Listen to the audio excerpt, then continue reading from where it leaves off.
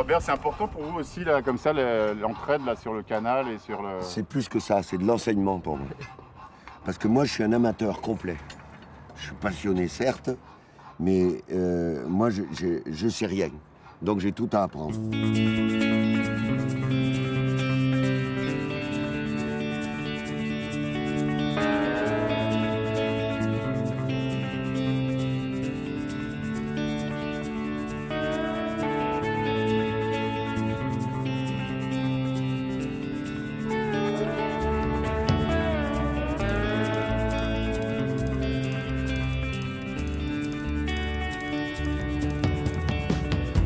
Au cœur du Languedoc-Roussillon, entre le Massif central et les Pyrénées, les Corbières abritent des dizaines de villages fortifiés, dressés dans ce cadre accidenté et sauvage. Cette région est une terre de place forte, implantée sur des nids d'aigles, où s'étaient réfugiés les derniers cathares. 13 citadelles médiévales, et parmi les plus célèbres, le château de Quéribus, perché à 728 mètres d'altitude. Et plus au sud, le château de Père Pertuse, la pierre percée en occitan.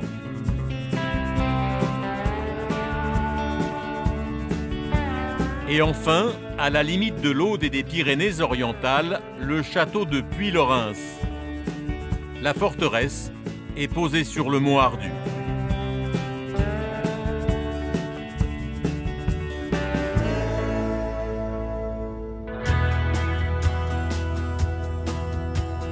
Moins connu, sur un éperon rocheux qui domine les gorges du Terminet, voici les vestiges du château de Terne.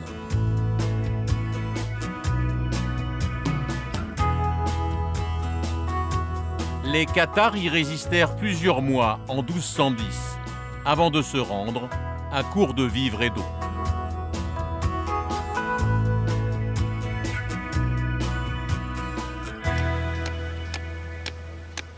Quand tu tapes, ouais. Depuis 22 ans, ce sont les bénévoles de l'association de sauvegarde du château de Terne qui travaillent à la renaissance de ce monument historique. Aujourd'hui, ils relèvent un mur de soutènement. Là, il y a eu une réflexion il y a une dizaine d'années, mais ils n'ont pas fait attention à la qualité de la pierre. Donc là, ils ont mis une pierre qui est trop travaillée. Donc voilà, l'architecte du bâtiment hier nous a demandé de la changer. Il va falloir trouver la pierre qui va bien, qui a le bon angle et la bonne épaisseur. Et pour trouver la pierre adaptée, Thierry Barrault, l'un des maçons du chantier, dispose d'une réserve phénoménale. Les éboulis du château. Et voilà. Des centaines de pierres taillées y sont entreposées, qu'il faut sélectionner avant de les remonter à main nue. Sam, je veux bien que tu la prennes là. C'est bon.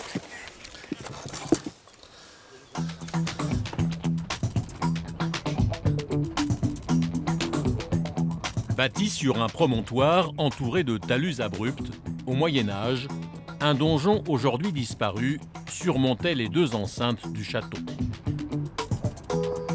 Les principaux bâtiments de l'édifice ayant été démantelés au XVIIe siècle pour récupérer les pierres, Terne n'a pas dévoilé tous ses secrets. C'est par passion pour ce site méconnu et pour en percer les mystères que Michel Ségui, professeur d'histoire, a créé l'association de sauvegarde. Ce matin, il déblaye une ancienne tour du monument. Alors là, nous trouvons de belles pierres de Parmande. Ça, c'est des pierres typiques du chantier royal. Et c'est un travail un petit peu de galérien. Ça fait combien de temps que vous consacrez à ce chantier, vous? On a commencé la première année, c'était en 90. Et le château de Terne, c'était tout simplement une colline boisée, entièrement envahie par la végétation. On faisait rire tout le monde quand on parlait de termes. Ah, termes. Oh, quand on allait à Peyrepertus, à Carcassonne, ainsi de suite, termes, inconnu au bataillon. Ah oui, c'était un château. Ah oui, on connaissait l'histoire. Il y avait quelques érudits qui montaient au château, on les voyait passer, mais c'est tout. Et le grand public commence à découvrir le château de Termes depuis que l'on travaille sur le site. En s'appuyant sur cette forteresse réputée imprenable, les seigneurs de Termes furent parmi les plus puissants du Bas-Languedoc. Durant 3 siècles, ils dominèrent le centre du massif des Corbières. Comme ici, dans la haute vallée de l'Aude, à Arques, d'où ils contrôlaient les voies de transhumance. C'est après leur chute au XIIIe siècle que fut érigé ce château. Une enceinte presque carrée qui doit sa renommée à son magnifique donjon parfaitement conservé, l'un des plus beaux de France.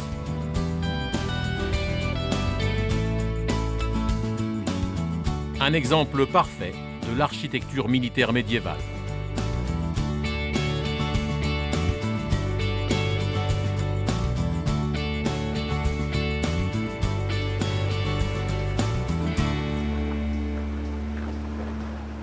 Sur le chantier du château de Termes, les travaux continuent. Il n'y a pas assez de volume. Chaque été, au mois de juillet, de jeunes étudiants viennent de toute l'Europe prêter main forte aux membres de l'association. Ce matin, ils apprennent à fabriquer du mortier destiné à consolider les murailles. Comme Julie, 22 ans, étudiante en école d'architecture. Ouais, mais tu mélangeras. Hein. Allez, go. Ça change un peu les bancs Lafac, non? Un petit peu, oui. Ah non, mais c'est le paysage aussi. Dès qu'on lève les yeux, on a une vue magnifique sur les Corbières. Ce qui est bien avec les chantiers comme ça, c'est qu'en plus de faire un stage, on rencontre des gens, on découvre une région. Toujours extrêmement intéressant de faire ça. Vous connaissiez pas ici? Pas du tout, pas du tout. Moi, en fait, je suis du nord de la France, donc le sud, moi, ça commence à partir de Paris. On passe à la suivante. Vous mouillez votre coin. Aujourd'hui, grâce à des bénévoles, on peut redécouvrir le site. Et alors, on ne trouvera pas de trésor. C'est illusoire de penser à un quelconque trésor que l'on trouverait. Le trésor, notre trésor à nous, c'est de commencer à imaginer ce que pouvait être le château à l'époque médiévale. Il faudra encore plusieurs années à Michel Ségui et à son association avant que les structures du château de Termes ne soient totalement dégagées. Mais dès à présent, une partie est ouverte au public.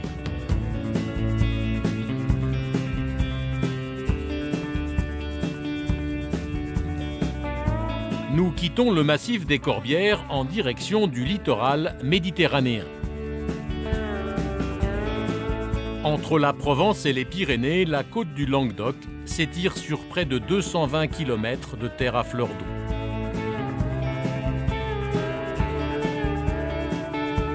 Un paysage rythmé par de rares collines, comme le mont Saint-Clair qui domine la ville de Sète.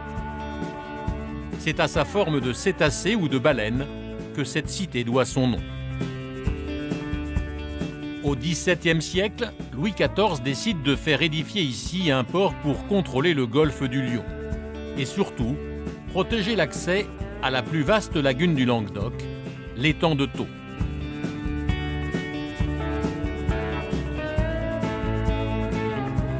Une véritable petite mer intérieure de 7500 hectares, un écosystème fragile, protégé aujourd'hui par des passionnés. Sur sa côte sud, un étroit cordon littoral de 18 km de long marque la séparation avec la Méditerranée. Ici, depuis l'Antiquité, on récolte le sel.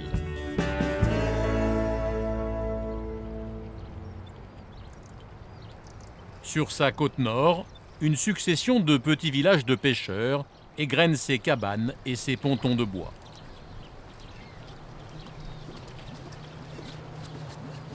Dans le port de Marseillan, Claudia Azaïs Negri s'apprête à appareiller. Fille de pêcheur, elle est aujourd'hui la seule femme patron de pêche de l'étang de Thau.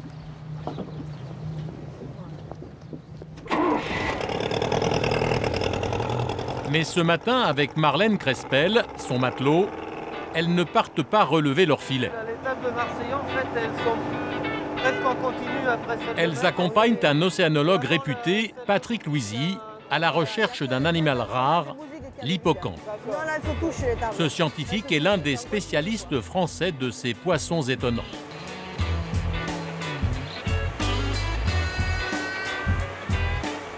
Les deux femmes commencent par traverser la lagune en direction d'une zone sauvage. Alors que les hippocampes sont menacés partout dans le monde, ils sont de retour depuis une dizaine d'années dans la lagune.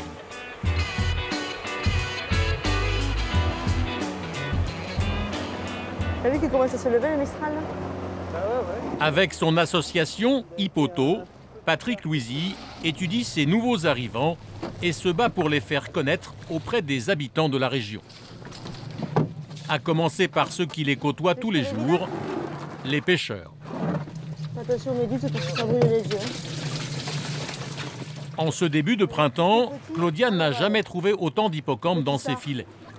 Ils vivent au milieu des anguilles, des loups et des dorades. Au milieu. Alors ça c'est un mâle. Je dirais qu'il doit avoir au moins 2 ans, peut-être 3. Marlène, tu me tires trop, je vais dans les filets là. Il y a des conditions propices aux hippocampes. Donc ça déjà c'est lié au milieu lagunaire avec sa richesse nutritive importante pour les adultes et pour les jeunes. Ce qui est certain, c'est qu'ils sont liés à une certaine qualité de l'environnement. L'étang de Thau est l'un des rares sites en Europe à abriter de grandes colonies d'hippocampes. Dans ce conservatoire naturel, ces poissons fascinants trouvent dans la lagune de quoi se nourrir. Du plancton, des larves et des petits crustacés.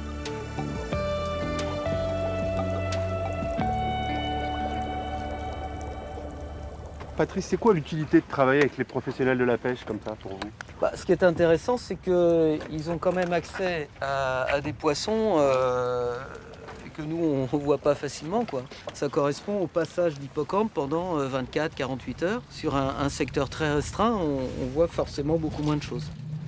Ah, il y a beaucoup de femelles, un mâle. On pose souvent la question, c'est quoi? C'est un poisson? C'est bien un poisson. D'abord parce que ça respire comme un poisson. On voit qu'il y a l'eau qui rentre par la bouche, qui sort par les ouïes. Il y a la nageoire dorsale qui bat. Hein. Ça c'est ce qui lui permet d'avancer. Et les nageoires pectorales sur le côté qui lui permettent aussi de se diriger et de tourner.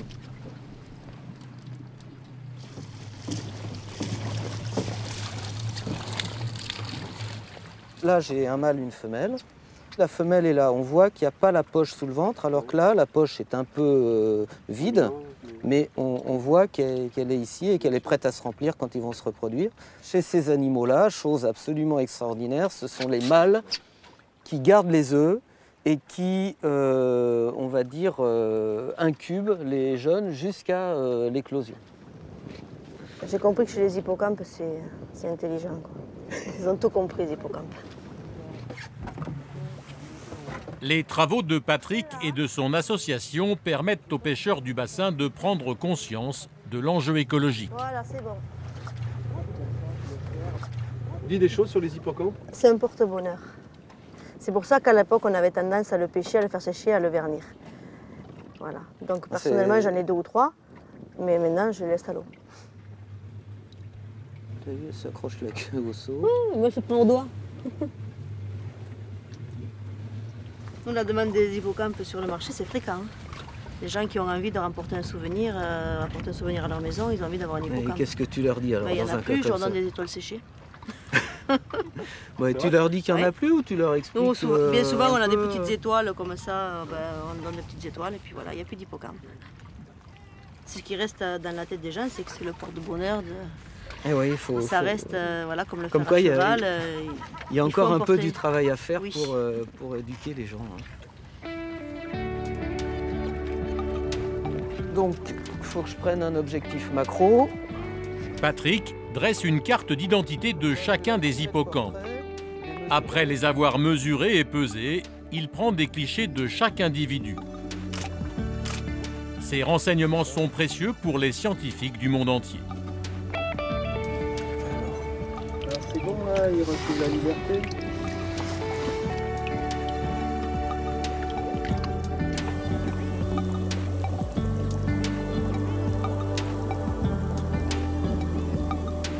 Grâce aux travaux du scientifique, l'hippocampe, cette espèce animale étonnante, devrait bientôt bénéficier de mesures de protection et être inscrite sur la liste rouge des espèces menacées.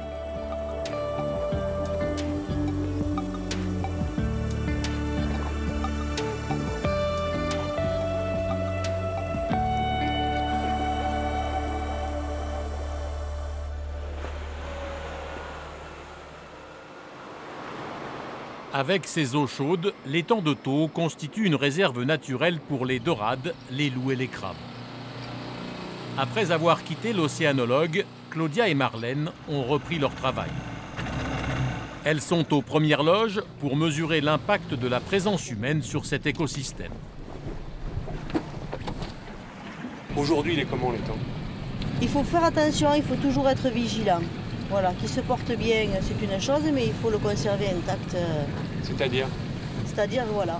On a une affluence de circulation, on a de l'urbanisation qui arrive en volume et en masse.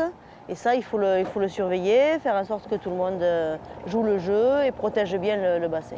Qu'il n'y ait pas de choses qui soient reversées, qu'il n'y ait pas de pollution. Jusqu'à la tombée de la nuit, Claudia et Marlène vont sillonner l'étang. Ce soir, la météo est clémente et les deux femmes décident de rester sur l'eau. Claudia parcourt le bassin depuis l'enfance et même la nuit, elle se repère sans carte. Disons qu'il faut quand même connaître assez bien l'étang puisque c'est une pêche de nuit. C'est votre cas, vous connaissez parfaitement. Oui, comme ma poche. J'ai appris à nager avec les méduses, c'est mes copines. Ouais, c'est vrai. C'est son père qui lui a enseigné la pêche à la battue, une technique traditionnelle pour traquer de nuit la dorade, le poisson roi de l'étang. Pour commencer, elle pose un immense filet, un piège de plusieurs centaines de mètres de long. Oh punaise, on dirait qu'ils l'ont enlevé là.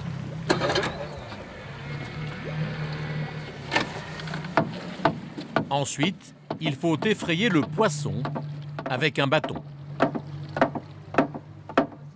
Le bruit repousse les dorades vers le filet. T'as vu, hop, il y en a en surface là. Plus tu les ferais, et plus il y a des chances qu'il aille sur les côtés et qu'il rentre dans le filet, quoi.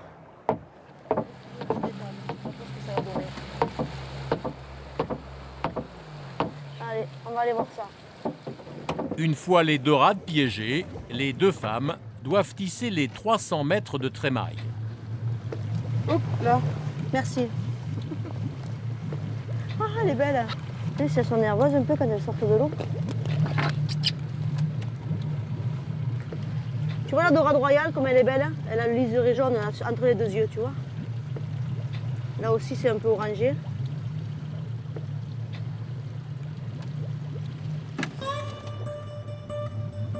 Dorade royale. Claudia et Marlène ne rentreront au port qu'à l'aube.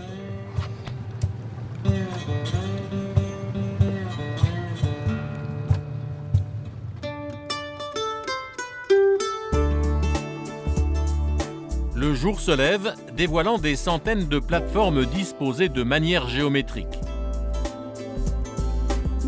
Elles servent de support à l'élevage des huîtres qui font la renommée de l'étang de Thau dans le monde entier. Dès l'Antiquité, ici les Grecs puis les Romains ont élevé ce précieux coquillage dont ils faisaient un plat de luxe.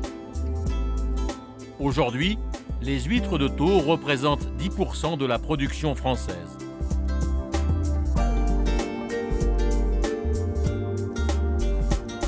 À la sortie de Marseillan, dans l'un des masses ostréicoles qui jalonnent la rive, une autre figure de la région défend bec et ongles la particularité de ce site exceptionnel.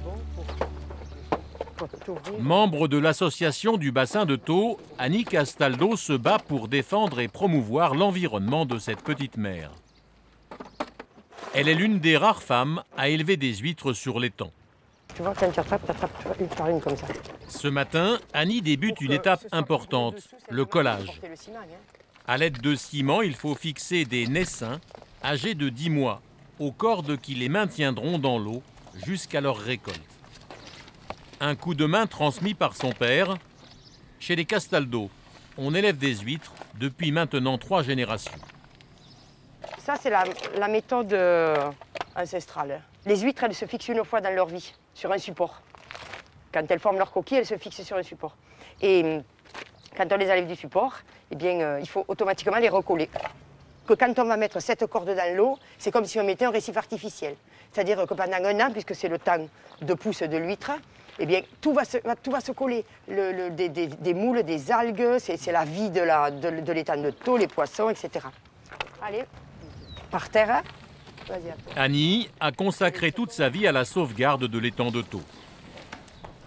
Tant qu'on sera là, je pense qu'on protégera le milieu. Si on n'y est plus, et les pêcheurs, et les producteurs, là il y aura des promoteurs et là, il y aura autre chose. Il faut que les gens, et souvent les nouveaux arrivants, se rendent compte de ce patrimoine naturel. Mais même nous qui avons le nez dedans tout le temps. Hein.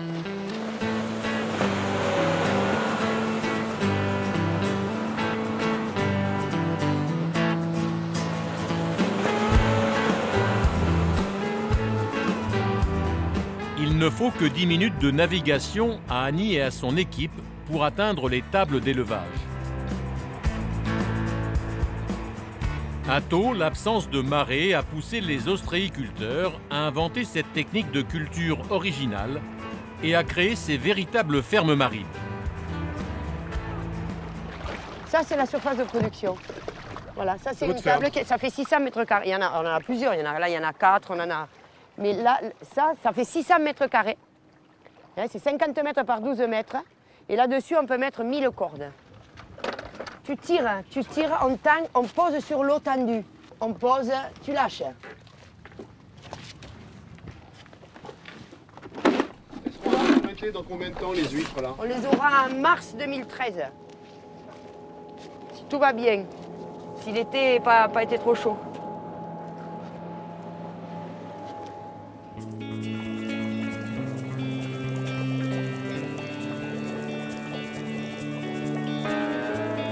Solidement amarrées, les huîtres d'Annie vont profiter des richesses naturelles de l'étang pour grossir, avant d'être vendues sur les marchés de la région.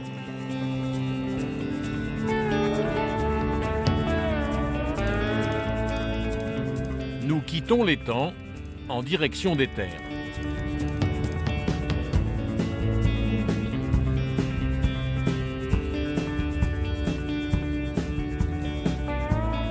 Pour promouvoir la production de la lagune, Annie Castaldo soutient le projet Panier, Poisson, Coquillages.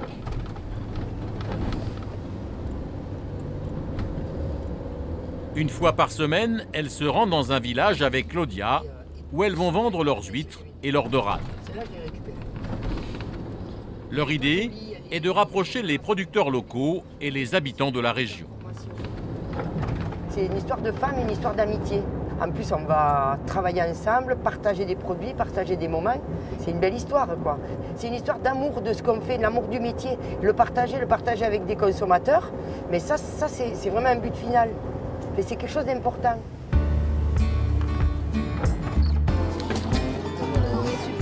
Dans la salle des fêtes de Montbazin, les deux femmes retrouvent d'autres producteurs locaux pour ce petit marché un peu particulier. Ici, on ne vend que des produits du cru et uniquement de saison. Si, même deux. Normalement, c'était prévu 19 participants. Alors, il y a 4 kg de moules. Il y a une douzaine d'huîtres et 2 douzaines d'huîtres. 3 douzaines d'huîtres et 4 kg de moules. Voilà, c'est ça. Ouais. J'avais oublié les moules. Venus de plusieurs kilomètres à la ronde, les clients redécouvrent ces richesses du terroir languedocien. On peut remarquer quand même que la tranche d'âge est différente que des personnes que l'on peut trouver sur le marché. On a des gens qui sont beaucoup plus jeunes, des gens qui ne sont pas spécialement habitués à manger du poisson. Et il faut les réhabituer à se mettre à leur portée. Annie et Claudia donnent aussi des leçons de cuisine toutes simples, des recettes de tous les jours. Ce soir, on va essayer de faire une recette, peut-être qu'on va, on va voir. Hein. Des huîtres frémies, c'est-à-dire juste pochées, à la laitue de mer. Donc on va démarrer par l'ouverture. Donc je pose mon huître, la charnière vers soi, toujours, et le muscle est à 2/3 sur le côté droit. Le muscle est là. Le cours débute par la technique d'ouverture des huîtres, toujours par le côté. L'astuce pour ne pas abîmer le précieux coquillage. On prend l'huître dans la main et on sectionne le muscle. D'accord? Une fois les huîtres ouvertes, il faut alors les faire pocher dans le rot. Dès que ça monte un peu en température, tu arrêtes. Il faut que ce soit poché. Quand l'eau frémit, on arrête. Et là, on va faire une réduction. Juste de l'eau, de leur jus. Et après, on mettra du beurre, on assaisonnera, on mettra le citron, l'huile, le sel, le poivre et un peu d'échalote. Claudia, de son côté, explique comment lever des filets de dorade. Je lui ai ouvert le ventre et je l'ai vidé. Donc là, elle est vraiment prête pour les filets. Donc je positionne la main sur le dessus et je suis l'arête et je vais aller jusqu'à la tête. Et en faisant comme ça, je ne peux pas me couper puisque je suis sur le poisson. Et là, quand j'arrive à la tête, eh bien, là, je reprends le dessus. Là, si je l'ai fait, vous pouvez le faire. Vous n'êtes pas trop poisson, vous? Pas du tout. Ah donc c'est pour ça que vous êtes là? C'est pour ça que je suis là. Vous n'êtes pas bonne en poisson? Non. Et en huître? Non plus. En levant des filets, ces élèves d'un jour apprennent à confectionner un carpaccio de poisson. Moi j'adore le poisson cru, alors un peu de citron, un peu d'huile d'olive, du sel et du poivre, je peux me faire ça tout seul en rentrant, du boulot. C'est l'heure de la dégustation. C'est délicieux. Émilie, c'est cuit. Émilie, c'est cuit. Ils veulent quoi les gens quand ils viennent vous voir? Ils veulent de l'authenticité, moi je pense. Il faut qu'on reparte sur des valeurs sur notre territoire. On est de là, on a une façon de travailler, une façon de cuisiner, une façon d'être, une façon de parler. Il y a beaucoup de nouveaux arrivants. Donc on s'intègre souvent par la cuisine, on s'intègre parce qu'on vient voir des gens du cru. Et c'est ça qu'ils viennent rechercher, certaines personnes. Dans les petits villages comme ça.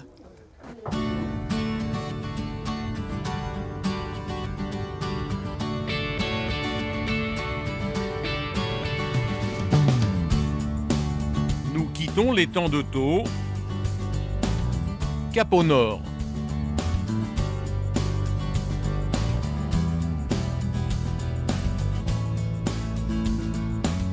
Sur une vingtaine de kilomètres, la garrigue et les vignobles se succèdent.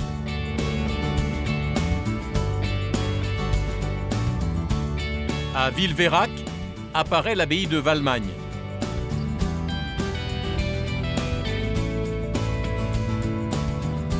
Un véritable mythe pour les admirateurs de l'architecture médiévale.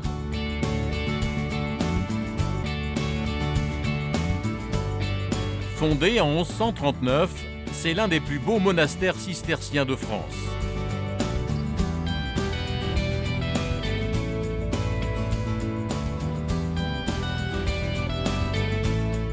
Vendu comme bien national à la Révolution, l'abbaye est cédée en 1838 au comte de Turenne.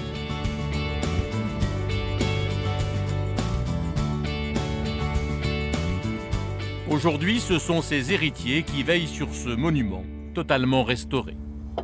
On va essayer de voir là, si on trouve cette petite fuite. Ce matin, le propriétaire et sa fille interviennent sur les toits. Depuis plus d'un quart de siècle, Philippe Dallène dédie sa vie à Valmagne. Et cette année, à la veille de ses 60 ans, il compte passer le flambeau à sa Benjamine. Moi ça, de temps en temps on est obligé. À 27 ans, Éléonore est arrivée de Grande-Bretagne il y a quelques jours, après 5 ans passés dans le monde de l'édition. Toi, tu es directement sur la toiture. Pour elle, c'est un changement de vie radical. Quand on voit une fuite, quelquefois, le temps que quelqu'un qui vienne, ça peut demander un mois. Ouais. Donc, si c'est une petite bêtise comme ça, on le fait soi-même. Durant les prochains mois, la jeune femme va devoir apprendre à gérer et préserver cette abbaye qui reçoit chaque année 35 000 visiteurs. il lui faudra aussi s'initier à l'exploitation de l'un des plus beaux domaines viticoles du Languedoc.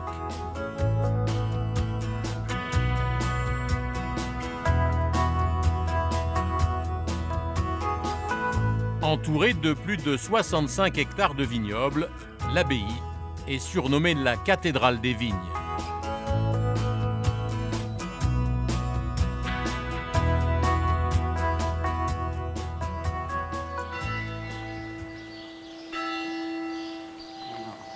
En fin de matinée, Éléonore retrouve sa grand-mère dans le cloître pour un cours d'histoire. C'est un cistercien aussi, qui est partagé entre le bien et le mal. Ah, ça intéresse les gens, oui, parce que c'est le secret de la sagesse. Ne rien dire, ne rien Diane Dallène est la mémoire de Valmagne. Alors, ne rien voir. Depuis près de 40 ans, c'est elle qui fait découvrir ce monument historique aux amoureux du patrimoine. J'ai fait des topos sur mon ordinateur pour beaucoup de choses. Donc, si tu l'apprends un peu, tu as de la mémoire, ça va aller. Une semaine plus tard, c'est un grand jour pour Éléonore. Pour la première fois, c'est elle qui accueille et guide un groupe de visiteurs. Elle commence par l'église. Alors, en fait, on est dans une église qu'on appelle en croix latine. Cette église fait 83 mètres de long pour 24,5 mètres de haut. Vous allez faire la visite là? Je commence par l'architecture de chaque côté. Ensuite, le jubé, c'est le prochain repère. Le transept, l'arc triomphal, le chœur, la Vierge. Et à chaque chose, ouais, ça résonne dans ma tête. Donc je sais ce que je dois dire pour chaque point, quoi, en fait. Alors, ce que vous pouvez remarquer, c'est ces énormes chais. Alors, ils sont en chêne de Russie. Ces foudres ont été mis là par le premier acquéreur à la Révolution française. Et en fait, la raison pour laquelle il les a mis dans l'abbaye, c'est tout simplement parce que, comme tant d'autres abbayes, Valmagne, si elle n'avait pas de fonction, allait devenir une carrière de pierre. Donc, pour éviter qu'elle devienne une carrière de pierre, il a mis les foudres également parce qu'il y avait un vignoble et qu'il voulait faire du vin. Mais il les a mis ici également pour quand même sauver Valmagne, il faut le dire. À la Révolution, l'imposant monument a bien failli disparaître pendant un incendie allumé par des paysans révoltés. Les traces du sinistre sont aujourd'hui toujours visibles sur les murs. Après l'église, la jeune guide fait découvrir à son groupe le cloître, l'un des mieux restaurés de France. Donc ici, on est dans le cloître. Ce qu'on remarque quand même, c'est la différence d'architecture entre le roman et le gothique. Donc ici, les arches que vous avez devant vous sont quand même typiquement romanes, comme vous pouvez le voir avec cet arrondi. Et puis les croisées d'ogives qu'on a en dessous ici, avec les petits voûtins qui viennent retomber sur des chapiteaux. Voilà, on va s'avancer. Après une heure de déambulation, Éléonore termine sa visite par le lieu où elle aimait se réfugier enfant. Durant des siècles, c'est à cette fontaine que les moines sont venus se laver les mains avant d'entrer au réfectoire. Alors, ce style architectural, c'est ce qu'on appelle une plaie pendentique. Comme vous le voyez, la fontaine alimente toujours en eau les différents bassins de l'abbaye avant de rejoindre l'étang de Thau.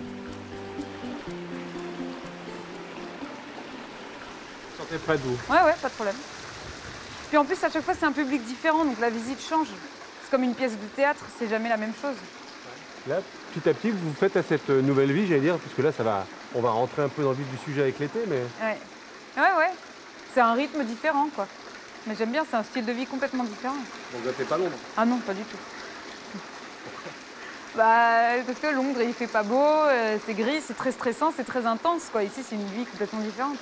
Plus de liberté, peut-être. Ouais. Enfin, il y a ça, quand même. Oui, monument. Ouais, mais c'est un beau cadeau, hein, quand même.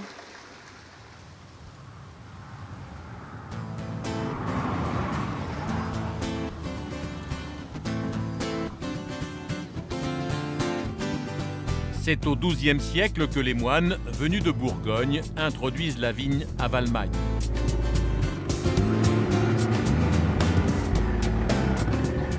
Philippe Dallène exploite les 65 hectares du domaine viticole depuis près de 30 ans. Pour les transmettre à sa fille, il doit en partager tous les secrets avec elle. Ça, c'est à quel âge ? Éléonore va devoir se familiariser avec le terroir et apprendre les différents cépages de la propriété. Les grenaches, les mourvèdres, ou encore la Marsanne. D'ailleurs, on était dans les premiers à planter du vionnier à l'époque. Ah oui? Il n'y a pas beaucoup de monde qui ont pu en planter. Alors à gauche, là, c'est le Cabernet. Alors le Cabernet, lui, il est nettement plus vieux. Hein. Il a 40 ans. Ouais. Depuis 800 ans, les caves du domaine sont au cœur du monument. Il y a 3 choses. C'est ici que Philippe Dallène y assemble et fait vieillir ses différents vins. Alors bon, là, Cet après-midi, il apprend à sa fille l'art de la dégustation. Il est limpide. Ensuite, le nez. Là, qu'est-ce que tu sens? Ouais, je sens du fruit surtout, quoi, quand même. Hein. Voilà. Et là, on est sur des arômes primaires, si tu veux. C'est ce qu'on sent en premier dans un vin. C'est-à-dire ce côté fruité, là. Hein, ce côté fruité, c'est comme si le vin venait d'être fait. Hein, donc, c'est le fruit du raisin. Prenez des notes à chaque étape. C'est surtout, en fait, dans le vin, c'est surtout des expressions que papa utilise, que moi, je connais pas du tout. Un vocabulaire. Ouais, un vocabulaire, et si, comme il dit, des professionnels viennent me poser des questions, c'est un peu dommage. Peut-être pas vous lâcher comme ça au milieu des professionnels, je pense pas. Bon, je pense que c'est en le faisant qu'on prend de l'assurance, voilà. C'est ça qui est important. Hein. Là, on a fait un assemblage. C'est type cardinal de Monzy. Quand je suis arrivé à Valmagne, moi je sortais d'études de droit, c'est pas spécialement... Hein, et puis, j'ai appris sur le tas, j'ai mis des années et des années, mais maintenant, je commence à savoir à peu près comment ça fonctionne. Dans quelques semaines, la jeune femme représentera l'abbaye dans un salon professionnel. Nous quittons l'abbaye de Valmagne. Nous y reviendrons pour les premières vendanges d'Éléonore, à la fin de l'été. Nous suivons le littoral vers l'ouest en longeant le golfe du Lion. Apparaît la ligne de falaise du Cap Le Cat, qui dévoile un paysage de pierrailles, le paradis des randonneurs sur ces sentiers. Puis une autre lagune, l'étang du Canet, un site naturel classé qui communique avec la mer.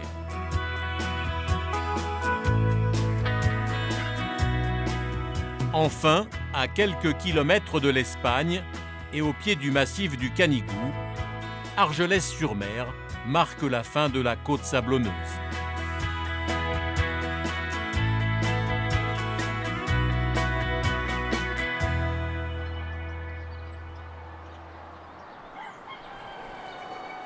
C'est ici, à Saint-Cyprien, dans les dernières plaines avant les Pyrénées, qu'une passionnée rassemble aujourd'hui son troupeau d'une quarantaine de chevaux.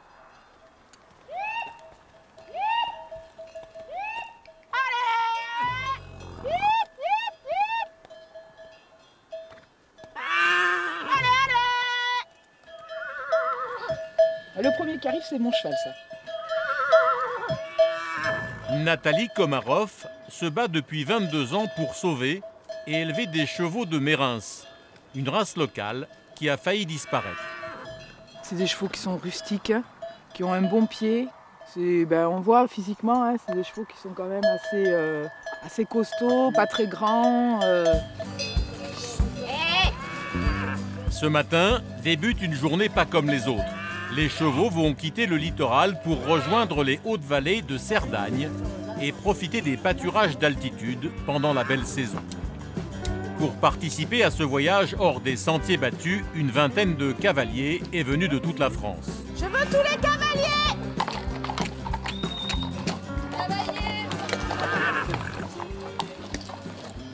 Vous m'écoutez, s'il vous plaît? Alors, on a 24 chevaux en liberté. D'accord? Derrière, donc, Mimi, Marisol et Audrey. Devant avec moi, tout le monde. On va le faire comme ça pour le début.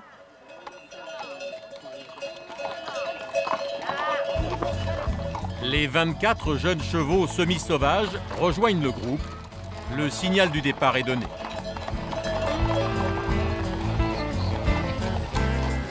C'est parti pour une traversée des Pyrénées-Orientales.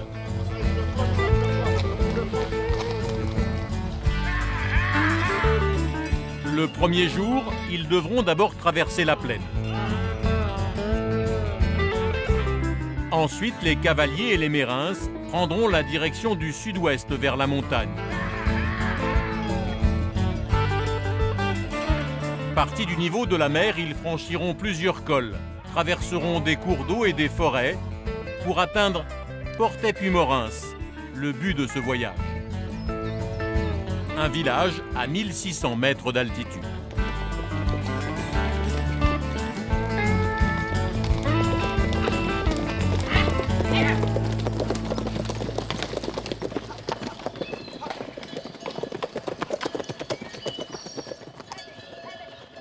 Le troisième jour de la transhumance, le groupe s'est aguerri et Nathalie impose à sa troupe un rythme soutenu de 40 km par jour.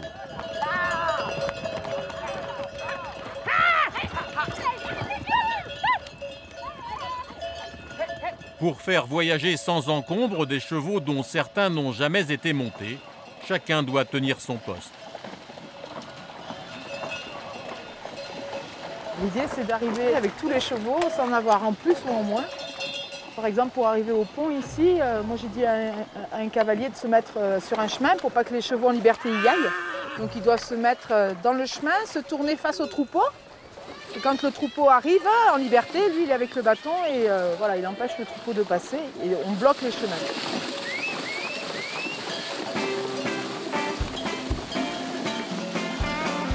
Ok, à gauche là.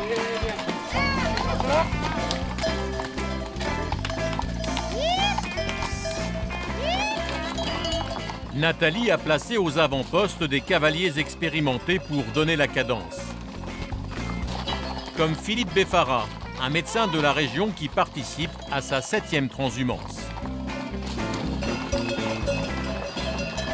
Les meneurs devant. Au galop, en montée ou en descente, chacun doit avancer au même rythme.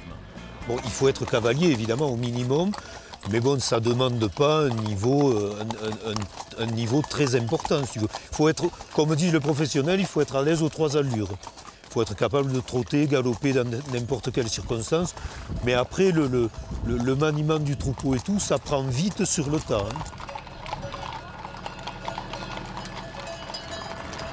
Demain, on est là-bas. Les cavaliers découvrent des panoramas extraordinaires. Après plus de 3 heures passées en selle, le troupeau est regroupé dans une petite clairière. Un peu de repos pour les cavaliers et leurs montures, le temps d'un casse-croûte. Et même durant les pauses, Nathalie Komarov surveille son troupeau. Ah, ils étaient fougueux ce matin. Vous avez tout le temps un regard sur eux. Hein. Ah, vous veillez à tout. Ah oui, toujours, il faut. Les cavaliers, là, ils sont comportés comment Bon, ça s'est bien passé. Tout va bien, tout roule. Tout roule. Je touche du bois. Tout roule. Joseph Tikoipé est maréchal ferrant. C'est bien mon loulou. Bien travaillé. Ça va faire du bien un peu. Et une petite pause. Ami de Nathalie, il partage avec elle la passion des chevaux de Mérins. C'est exigeant physiquement pour eux cette transhumance? Ouais, c'est éprouvant pour eux parce qu'il y a beaucoup de dénivelé, il faut qu'ils remontent les troupeaux, il faut qu'ils redescendent. Ouais, c'est éprouvant quand même. Ouais. Mais bon, c'est des chevaux qui sont faits pour et ils ont la condition pour ça, quoi. Ouais, c'est des bonnes bêtes. Comme Joseph, certains cavaliers ont pris une semaine de vacances pour participer à la transhumance. C'est bizarre qu'ils n'aiment pas les pommes. C'est incroyable ça. David Billon vient de Vendée. Il a traversé la France. Moi je suis habitué à monter des trotteurs, des chevaux de compétition. Et le Mérin c'est carrément différent parce que c'est un cheval qui est pour faire ça, quoi, pour faire de la montagne, pour faire... Ça veut dire qu'ils sont très sûrs? Très sûrs, oui. Ouais, c'est dans leur gène, je pense aussi. Avec cette transhumance, David réalise un rêve.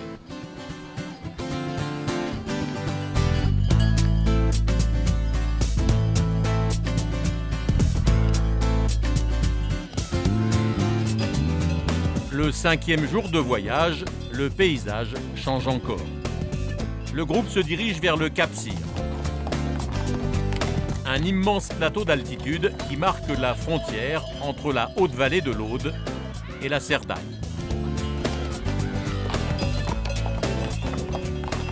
Pour l'atteindre, le chemin s'élève.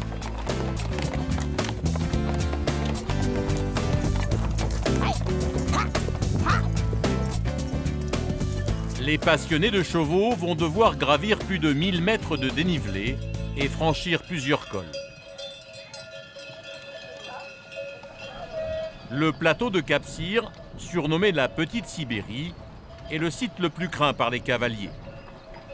L'hiver ici est extrêmement rigoureux et en ce début mai, la neige surprend le groupe.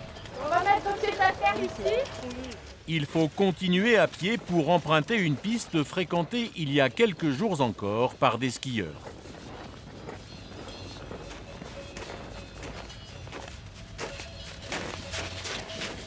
Une partie les plus difficiles pour eux, c'est la descente. Parce qu'ils doivent retenir leur masse en plus de celle du cavalier. Et sur un cheval, le moteur est derrière. Les épaules sont plus fatigables. Dès que c'est possible, il faut marcher dans les fortes descentes. C'est comme ça que tu finis avec un cheval frais, enfin, en fin de semaine. Cette piste réserve aussi des surprises. Ah, il y a du monde quand même. Après quelques minutes, il faut s'arrêter. Une congère, un amas de blocs de glace, barre dangereusement la route. Voilà des pays. Voilà. Là.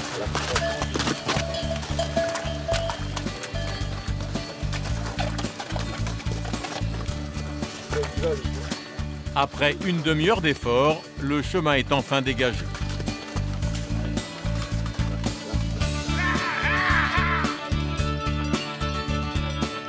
Le groupe se dirige maintenant vers les forêts et les lacs qui marquent la frontière entre les Pyrénées-Orientales et la Haute-Ariège.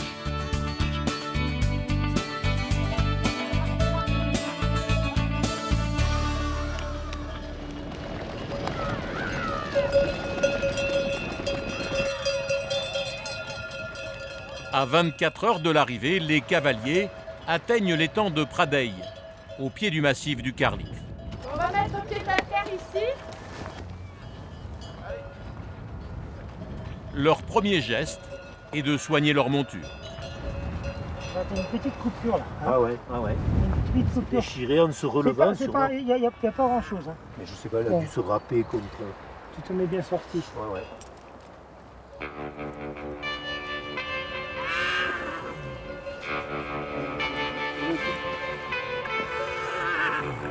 Après 7 jours de transhumance, les chevaux ont changé de morphologie.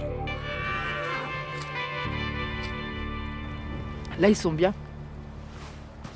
Ils ont perdu un peu de gras qu'ils avaient pris en plaine et ils sont en train de se muscler. Ils vont arriver impeccables. Là, rien qu'à l'herbe, déjà, ils savent qu'ils sont arrivés en montagne. À ce qu'il y a à l'intérieur de l'herbe, ils le savent. C'est pas la même herbe que la plaine. Voilà. En plus, il y a eu de la neige, donc c'est très bon pour eux. C'est ici, près du lac de Pradeille, que se situe le berceau de la race des Mérins. D'après les scientifiques, ces chevaux vivraient sur ces montagnes depuis au moins 15 000 ans. Joseph, le maréchal Ferrand, empêche les chevaux de s'éloigner. Car instinctivement, les Mérins retrouvent la mémoire des lieux. Ils savent qu'ils remontent. Hein. Ouais. Ah bon, on le voit dans les carrefours et tout ça, dans certains endroits. Le cheval, naturellement, il va prendre le chemin qu'il connaît. Et des fois, c'est impressionnant parce que des fois, on va passer sur des chemins et puis pendant 2-3 ans, on ne va plus y passer. Le cheval l'a en mémoire. Et quand on sera sur le lieu, paf, de lui-même. Mais des fois, quand on est pris dans le brouillard ou comme ça, on les laisse un peu faire parce qu'eux, ils savent où ils vont. Ouais.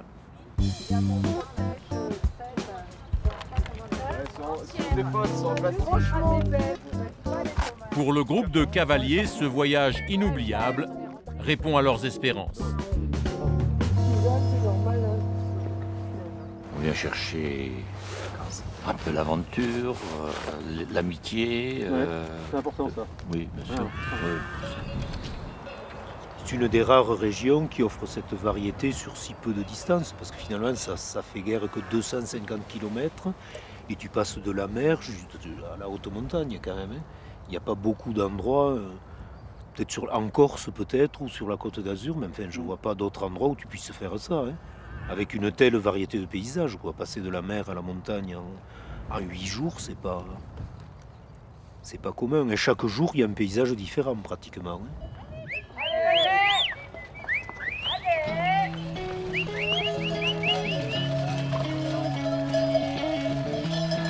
Le lendemain, la troupe lève le camp pour une ultime étape.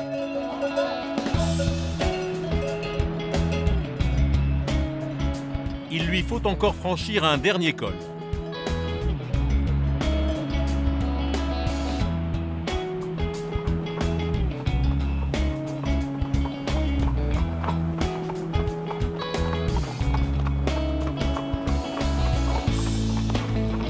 D'ores et déjà, la mission est réussie pour Nathalie. Une fois de plus, elle mène sa troupe à bon port.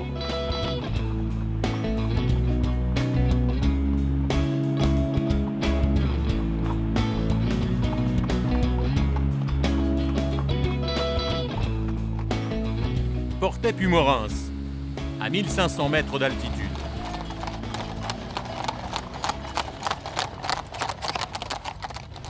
C'est ici, au cœur de ce petit village de haute montagne, que Nathalie a installé sa ferme équestre il y a 22 ans. Pour la vingtaine de passionnés, c'est la fin d'une aventure humaine au cœur des Pyrénées-Orientales. Content d'arriver quand même, hein, au bout de 8 jours, content d'arriver. Hein. Ouais. Mais enfin, ceci dit, il y aurait 2-3 jours de plus à faire par la suite. Ah oui, je pense que tout le monde serait partant. Hein. Donne-moi un peu de pain.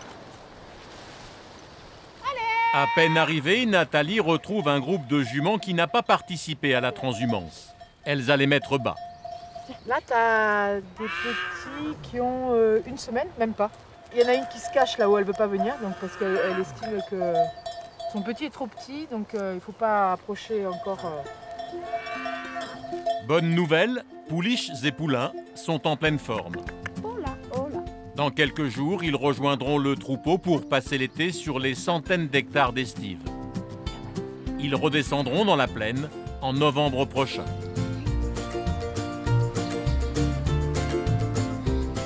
Grâce au travail de Nathalie, les chevaux de Mérins sont toujours les gardiens de ces vallées catalanes.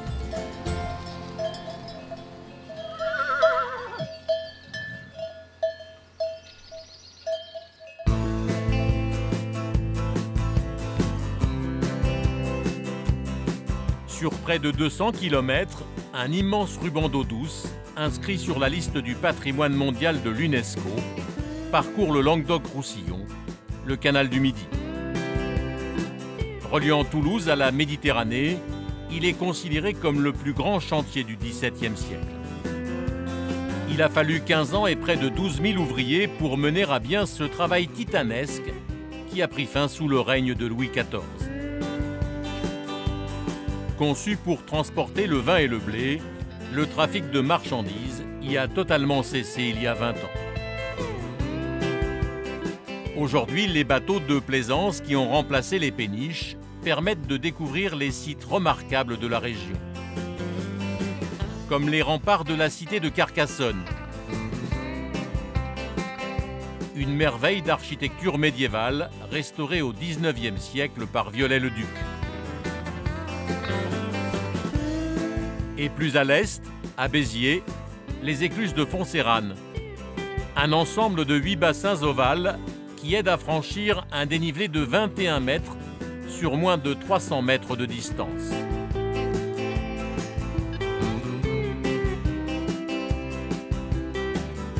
Cet ouvrage d'art unique permet de découvrir sur les hauteurs l'imposante cathédrale gothique Saint-Nazaire et sa tour carrée de près de 50 mètres de haut.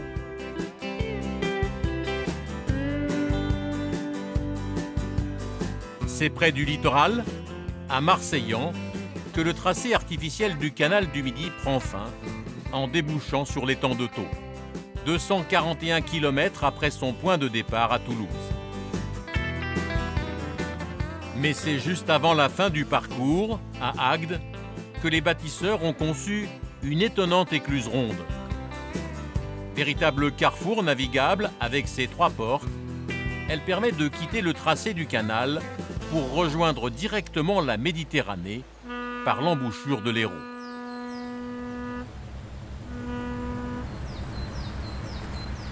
Ce matin, le Kérol vient de quitter l'écluse ronde et navigue sur le Canalet qui rejoint le port d'Agde.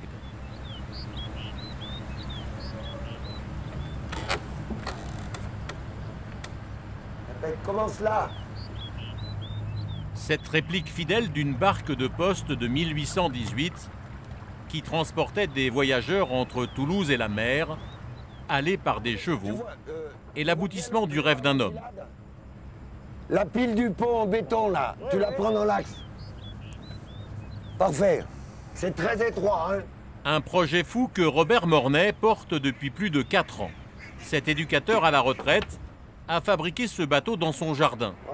Et aujourd'hui, il navigue enfin grâce au soutien de l'association La Barque de Poste et de ses amis comme Michel Chantraine, aujourd'hui à la barre du Kérol. Là, il peut y avoir juste un tout petit coup de vent qui arrive, là. On a très peu de place. Là-bas, on a 50 cm, là, on a 1 mètre. Donc on est très bon, là, dans la ligne. Là. Et maintenant, il va donner un tout petit coup d'accélérateur, mais il ne faut pas qu'il bouge. Et là, on en est droit et il peut accélérer un tout petit peu.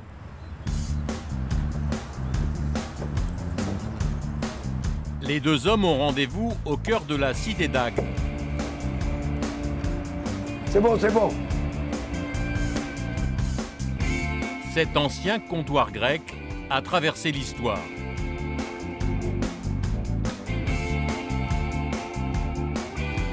Avec ses monuments construits en basalte, Marco Polo l'avait surnommé la ville noire.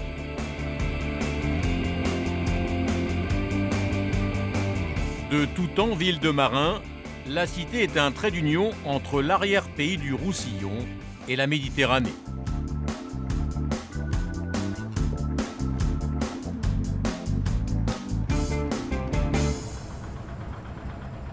Tu vois les gens là-bas à gauche, Michel? Vas-y, file devant. Sur sa barque de poste, Robert se dirige vers un chantier naval réputé. Le gouvernail est mal conçu et le bateau est difficile à manœuvrer. Eh, vise les poteaux! Vise les poteaux. Et tire. Ah, c'est bon! Une amarre derrière! Ils sont attendus par Michel Rézé, un ancien marin au long cours devenu charpentier de marine. Séquence émotion, là.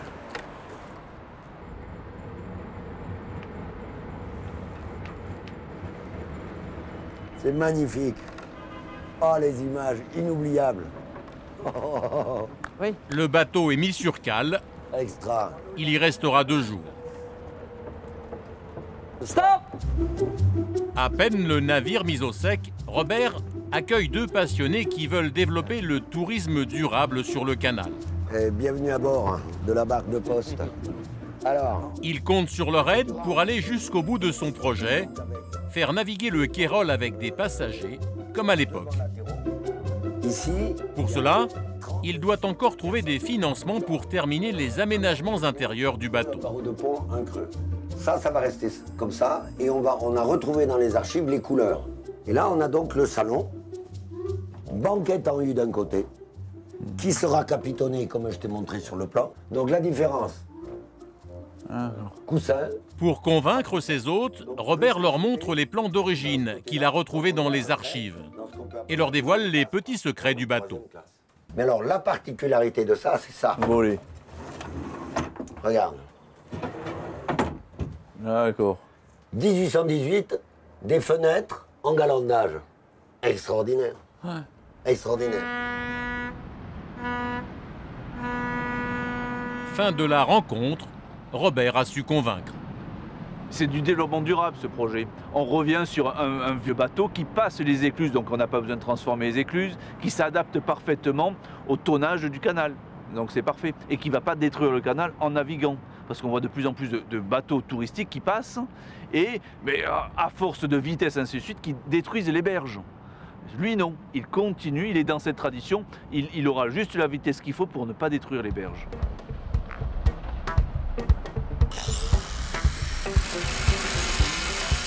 La visite terminée, toute l'équipe se met au travail pour améliorer le gouvernail.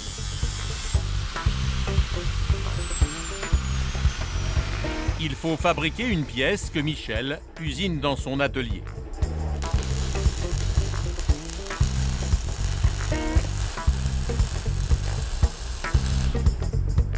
L'ébauche de celle-ci à peine terminée, Robert la teste sur le Kérol. Robert, c'est important pour vous aussi, là, comme ça, l'entraide là, sur le canal et sur le... C'est plus que ça, c'est de l'enseignement pour moi. Parce que moi, je suis un amateur complet. Je suis passionné, certes, mais moi, je sais rien. Donc, j'ai tout à apprendre. Donc, quand je vois des gens comme Michel, pour moi, c'est que du bonheur.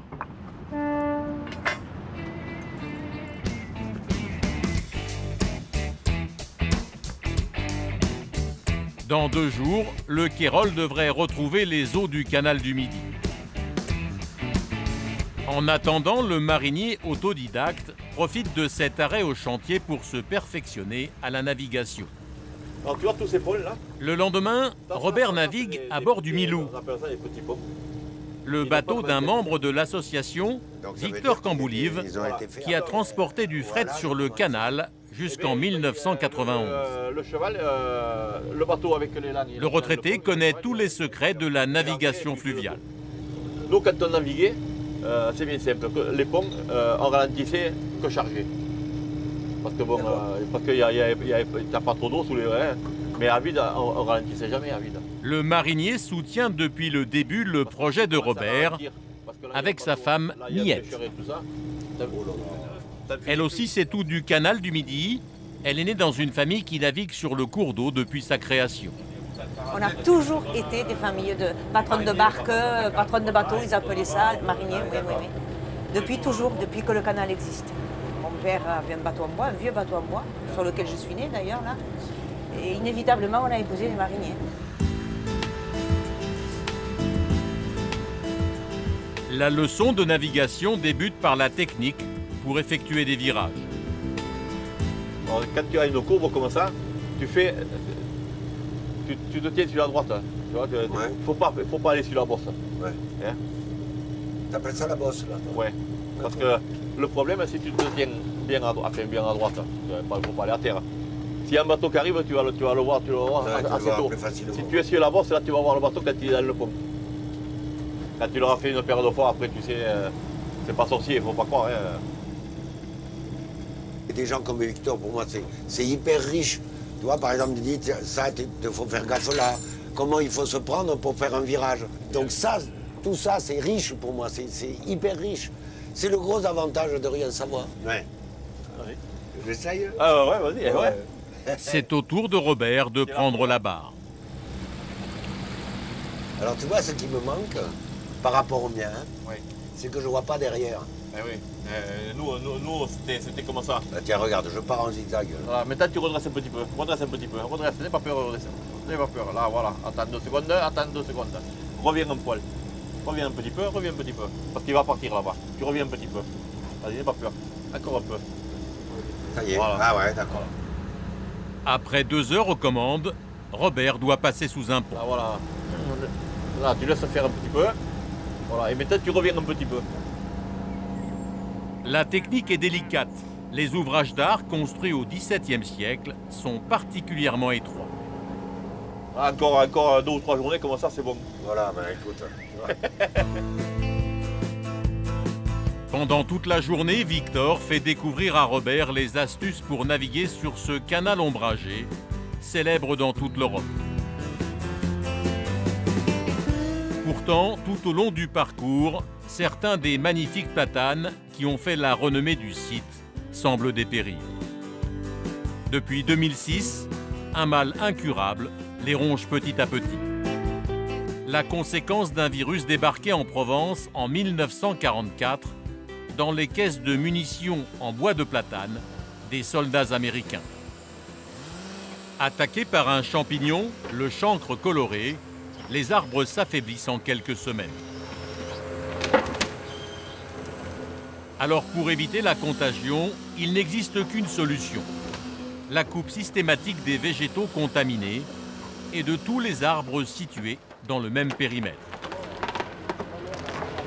Depuis 6 ans, des campagnes d'abattage se succèdent. Allez, jusqu'où on va? Ah bah celui-là il était pourri. Hein. Vous vous rendez compte? Ces travaux sont dirigés par une jeune femme. Après 6 ans passés au chevet du canal, Émilie Collet est devenue une spécialiste de la maladie. Exactement. Le chancre il est là, on le voit, il est ici. Là. Ces traces noires à l'intérieur des troncs en sont la marque. Voilà, là, ici, là, tout ça. Là, Ouais, cette partie sombre là. ça, là, tout ce qui remonte là. Tac, tac, tac. Tout ça s'en met ici. Il faut même désinfecter le couteau. Ah ben oui, parce que moi, si je m'en resserre sur un arbre sain, ouais. C'est pas le cas, mais si je m'en resserre sur un arbre sain, je peux lui mettre les spores. Ah, c'est à ce point-là? Eh oui, oui. Ouais.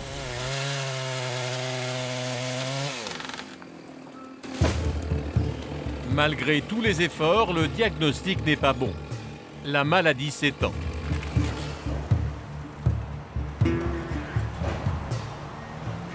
Il y a une vraie propagation. Au départ, on avait un foyer à Ville-du-Bert. Là, maintenant, on en est à... Il y en a plus de 150 nouveaux en 2010 détectés. En 2011, on en a 200 nouveaux foyers et ça s'étale de Castelnaudary jusqu'à l'étang de Thau maintenant. Donc, il y a une réelle propagation.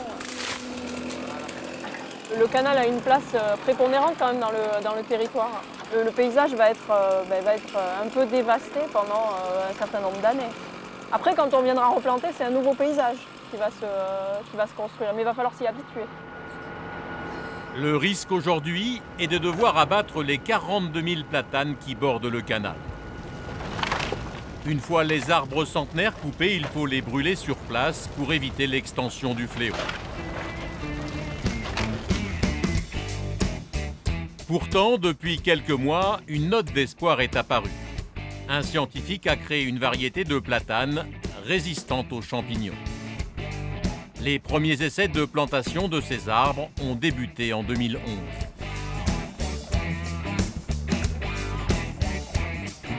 Le lendemain, retour à Agde. Le chantier est terminé et la réplique du bateau postal va être remise à l'eau. Mais avant, il faut enduire de suif le berceau coulissant qui soutient le Kérol. Le seul moyen pour qu'il puisse glisser sans dommage. Cette technique est utilisée depuis plusieurs centaines d'années par les charpentiers de marine. Dans son atelier, Michel Rézé a terminé la fabrication de la nouvelle pièce destinée au gouvernail. Et en plus, regarde, avec l'esthétique, regarde ça, c'est une œuvre d'art. Oh là. Bon, j'essaye de l'installer là-bas. Il ne reste plus qu'à la peindre avant de la poser. Pour Robert Mornay, c'est une nouvelle étape qui s'achève. Le fruit d'une passion de plusieurs années. Il veut pas sortir. Combien d'heures vous avez consacré, vous, Robert, au bateau? Là, j'en suis à 3500 heures. Donc, en fait, en année, ça fait 4 ans et demi à l'heure d'aujourd'hui. Ce qu'il y a d'intéressant, c'est de rencontrer des gens qui vont parler du bateau, qui vont parler du patrimoine et des hommes autour du canal, ce qu'on a complètement oublié. Le nouvel appendice est posé à l'arrière du bateau. Les câbles qui le retiennent sont enfin lâchés. Le Kérol glisse sur son berre et retrouve son élément.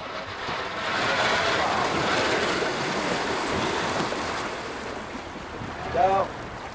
Allez, bonne lave, les gars. Ciao. La nouvelle pièce conçue par Michel fonctionne. Ok, c'est bon là. Elle va pivoter. Le bateau est plus facile à manœuvrer. Ah, super.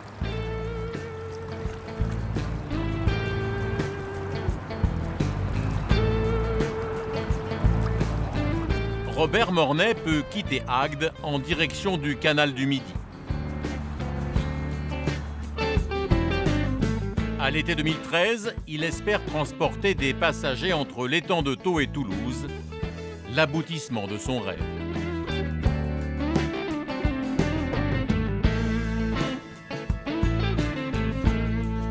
Nous retournons sur le littoral à l'est de Perpignan. Près de la réserve naturelle du Malarieux.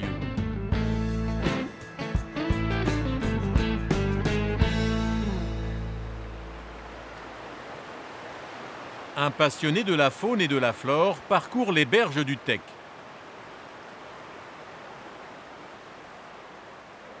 Philippe Martin est écologue. Originaire de l'Est de la France, il s'est installé ici il y a presque 30 ans. Ancien maître nageur et pompier, il est aujourd'hui un spécialiste reconnu de l'environnement méditerranéen. Pour lui, le Languedoc-Roussillon est un véritable paradis et recèle des trésors parfois méconnus. Ce matin, il s'est levé tôt pour partir à la recherche de petits animaux.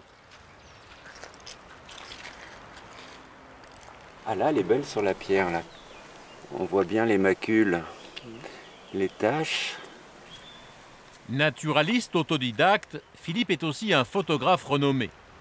Il y a 4 ans, il a bouleversé le petit monde de la photographie en inventant un procédé, l'hyperfocus.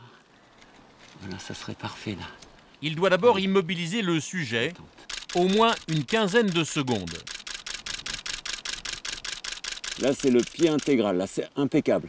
Combien de photos vous prenez là? Jusqu'à 150, de 10 à 150. Plus le sujet est petit, plus il faut de clichés.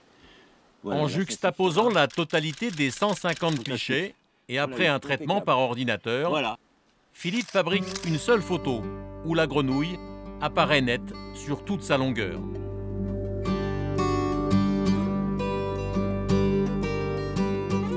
Cette nouvelle technique de prise de vue offre une sensation de relief inégalée, quelle que soit la taille de l'animal.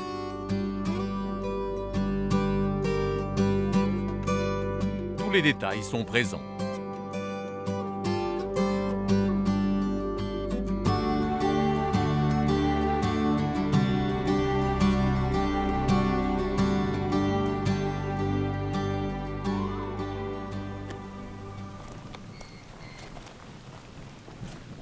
Un peu plus tard, une belle surprise pour Philippe. Un animal singulier. Un lézard. Et on trouve un sacré méditerranéen, le gecko.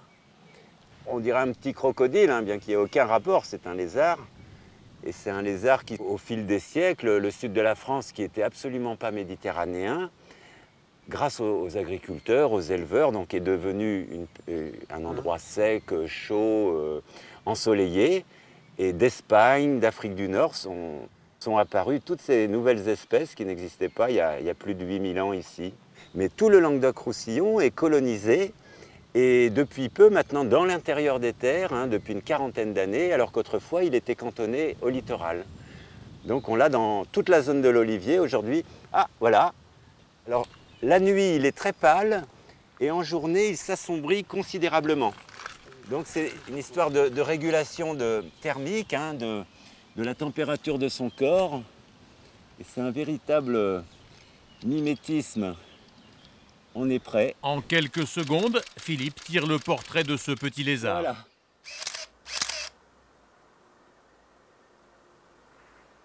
Comment vous êtes venu à la photo animalière, vous? Il y a 42 ans, en noir et blanc, j'avais mon petit studio dans la salle de bain chez ma maman. Ça faisait 42 ans que je faisais de la photo floue et ça fait seulement 4 ans que je fais des images composites, donc nettes. Avec sa nouvelle technique de prise de vue, ses nombreux livres et ses expositions, Philippe tente de faire redécouvrir un patrimoine naturel surprenant et souvent méconnu. On peut fasciner des enfants de 2 ou 3 ans avec les plus communes de nos araignées, celles de la salle de bain, celles de la cave ou du grenier. On voit tous les poils, on voit les pattes, les yeux, les 8 yeux des araignées par exemple, ou les sauterelles, les libellules, tout ça. C'est une nouvelle façon de voir la nature.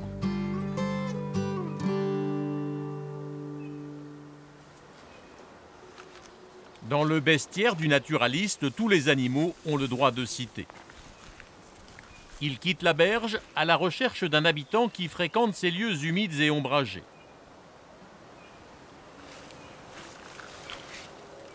Vous faites attention à quoi là? Ah mais vous pouvez parler plus fort, les serpents, contrairement aux lézards, sont absolument sourds. Par contre, il faut éviter de faire des vibrations avec les pas, parce que par le ventre, ils sont très sensibles aux moindres vibrations.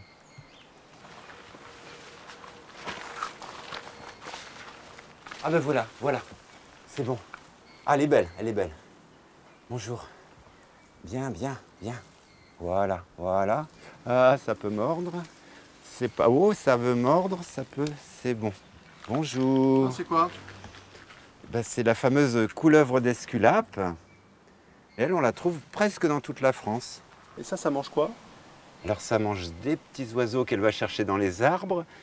Et un peu partout en France, on la trouve qui grimpe dans les greniers, dans les maisons, pour chercher les souris, les jeunes rats, tout ça. Et puis comme le boa, donc elle étouffe ses proies. Et elle s'agrippe, hein, comme dans les arbres, autour d'une branche. Et voilà, elle se met autour de la main.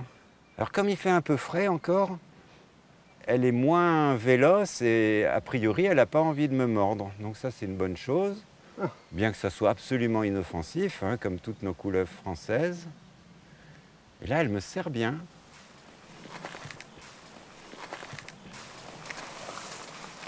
On y va. Bonjour. Alors, il faut faire comme les charmeurs de serpents. Alors, bien sûr, elle n'entend pas, mais elle peut être fascinée par les mouvements. Ah, vous voyez? Mais comme ma main était plate, j'ai senti ses petites dents, mais gentiment. Elle est très vite agacée quand même. Hein. Oh, bah là, elle a raison. Hein. Moi, je serais à sa place, je ferais pareil. C'est moi qui l'embête, c'est pas le contraire. Hein.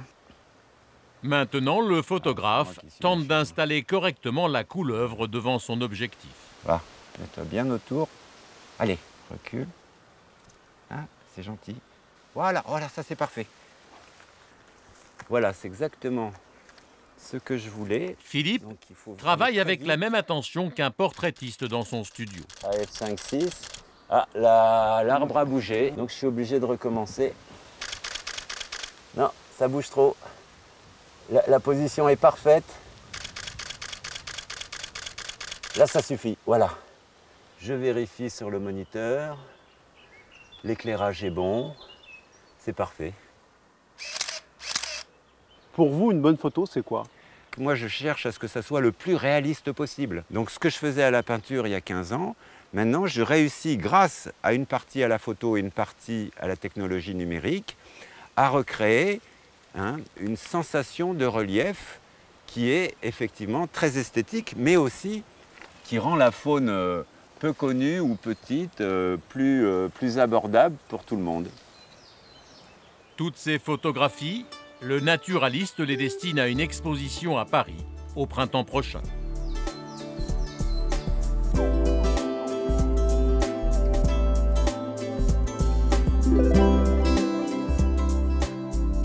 À 5 minutes, au nord des berges du Tech, la ville d'Elne. Entourée de ses remparts, la cité fortifiée a longtemps vécu au rythme des invasions. Construite sur une colline, elle domine la plaine du Roussillon, dont elle est la ville la plus ancienne. Capitale ecclésiastique jusqu'au XVIIe siècle, elle en a gardé ce chef-d'œuvre, Sainte-Eulalie, une cathédrale romane aux proportions exceptionnelles. Mais c'est à la sortie de la ville, au château d'Ambardou, que s'est écrite une page d'histoire récente qui a marqué la région. Ce manoir, la folie d'un riche industriel du début du XXe siècle, est devenu un sanctuaire à l'abri des violences de la guerre.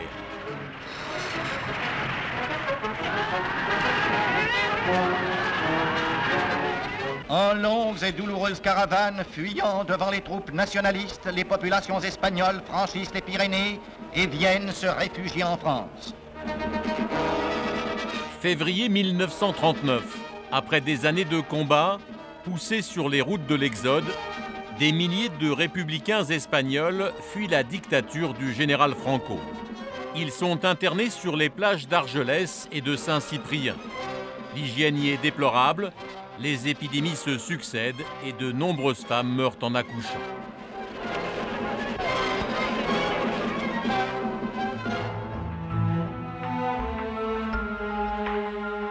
À l'époque, le château d'Ambardou est abandonné. Et pour venir en aide aux femmes réfugiées, une jeune infirmière de la Croix-Rouge suisse, Elisabeth Heidenbenz, décide d'y installer une maternité de fortune. Depuis ce jour, le château d'Ambardou est appelé la maternité d'Elne. Un sanctuaire à l'écart de la guerre et des camps d'internement. 600 enfants vont naître ici, de 22 nationalités différentes, jusqu'à la fermeture de la maternité par les Allemands en 1944.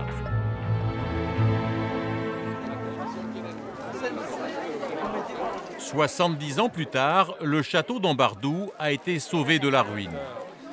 Aujourd'hui, c'est un monument historique. Une fois par an, les survivants et leurs familles se réunissent dans ce lieu de mémoire. Ils viennent de toute la France, mais aussi d'Espagne et de Suisse, pour rendre hommage à l'œuvre d'Elisabeth Heidenbenz, disparue l'an passé. C'est grâce à elle qu'ils sont là aujourd'hui. Allez, rapprochez-vous pour la photo. Tout le monde, on veut tout le monde, oui. Serge Barba, né ici il y a 72 ans, est membre de l'association des descendants et des amis de la maternité d'Elne. Allez bien, je mets, voilà. Merci tout le monde. Tous se battent pour faire reconnaître l'histoire de ce lieu. Serge retrouve Guy Eckstein, lui aussi né à Elne. Réfugié juif d'Europe de l'Est, sa mère a pu accoucher ici grâce au courage de l'infirmière suisse. Ah oui, d'accord. Vas-y, pardon. Les deux amis font découvrir à Jules, le petit-fils de Serge, l'âme de cet endroit. Elle était les bébés, tout autour de la table. Nous sommes en 1941. Au rez-de-chaussée du manoir, la salle à manger a été transformée en salle d'allaitement. Lorsque une maman ne pouvait pas allaiter, ce qui était le cas des mamans qui venaient fréquemment des camps, d'autres mamans allaitaient le bébé. Ce qui a été mon cas, moi j'ai été allaité par la cuisinière espagnole de cette maternité. La visite se poursuit au premier étage. À l'époque, Elisabeth Heidenbenz installe la pouponnière de la maternité de fortune dans une chambre.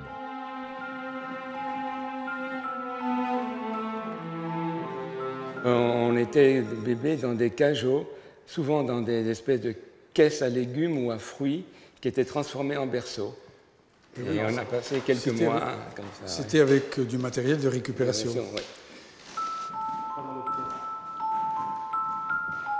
Au même étage, est installée dans une autre petite chambre. Voilà, tu vois, c'est une salle très très petite. La salle d'accouchement et de soins. C'est là que nous sommes nés. Tous les 600 enfants qui sont nés à la maternité sont nés dans cette petite salle d'accouchement. Ici, entre novembre 1939 et février 1944, tous les enfants ont été méticuleusement photographiés par Elisabeth. Un trésor pour Serge et Guy. Alors tu vois, je suis très petit et menu, parce que je n'étais pas bien alimenté. Et puis là, c'est quelques mois après, regarde si j'ai changé, tu vois. Et alors là, on voit la Croix-Rouge suisse. Et ça, c'est Maria Garcia qu'on a vu dans d'autres photos. Et tu vois, tu me reconnais là, avec Riquet à la houppe. Il manque plus que le chapeau. Il manque le chapeau, tu vois. Et avec uniquement mon prénom. Cette photo a été prise il y a 70 ans. Aujourd'hui, la maternité est en restauration. Un musée va voir le jour, mais surtout, poursuivant l'œuvre d'Elisabeth Heidenbenz, la mairie d'Elne a décidé d'offrir une partie du monument à la Croix-Rouge pour y accueillir des femmes et des enfants en détresse.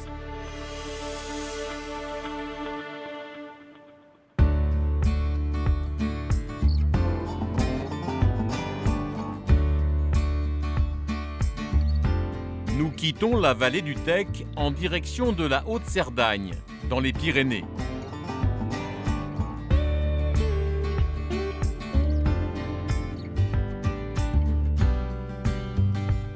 Ce matin, une voiture remonte la route de la vallée du Carol.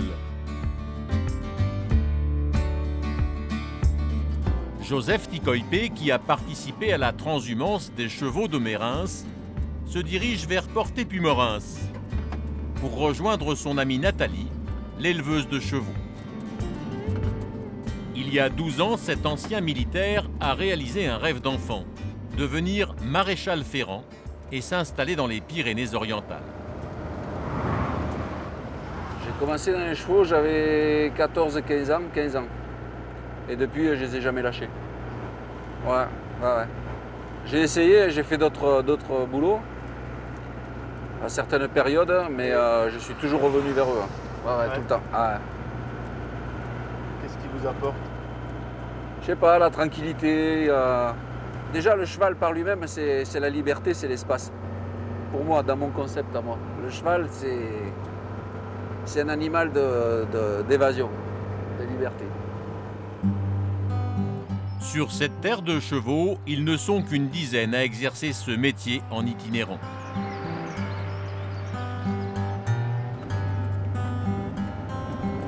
Si on n'a pas la passion de ce métier, je pense qu'on ne peut pas le faire longtemps. Ouais. Parce qu'il est quand même assez dur physiquement et il faut vraiment aimer ça, quoi. Non, c'est un métier passion. Ouais. Bon, la majorité des gens chez qui je fais, c'est devenu des amis. Ouais.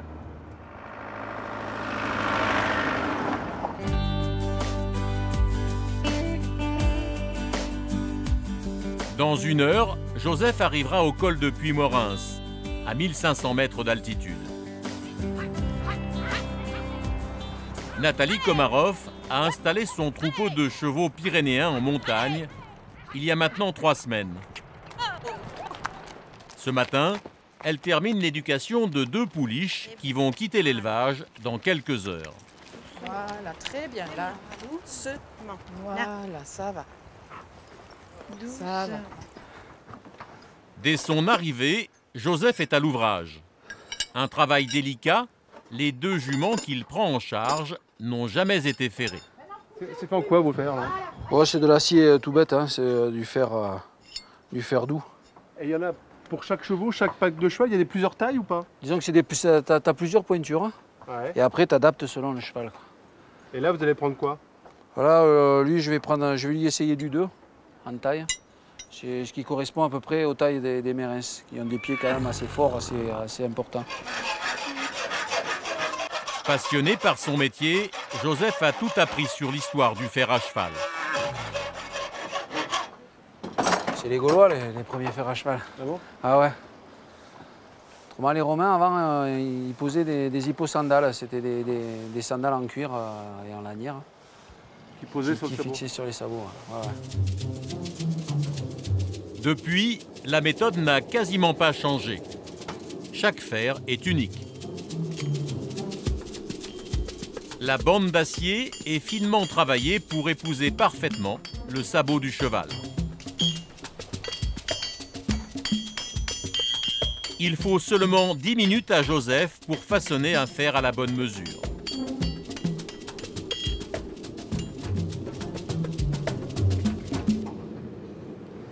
C'est bien. J'y vais, hein. Pour cette opération délicate, c'est Nathalie qui est chargée de maintenir la jument. Ça, bravo, super, très bien. C'est bien, ma belle. Ouais, c'est bien ça, bravo. On le voit, le cheval, là, il est tranquille, il regarde partout, il est décontracté, il tremble pas, il souffle pas, tu vois, et on la voit, elle est calme, cette jument. Et pourtant, c'est la première fois qu'on l'a fait, quoi. Pour que la bête reste calme, l'éleveuse lui donne du pain.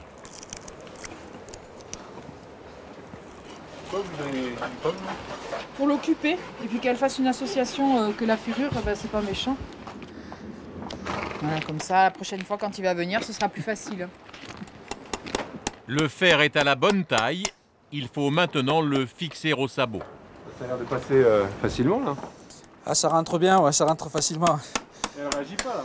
Non, non, non. Mais elle est gentille, hein? Ouais. Ouais, ouais. Ils s'y réagissent pas tous comme elle, hein? Elle est même plus facile que certains vieux chevaux.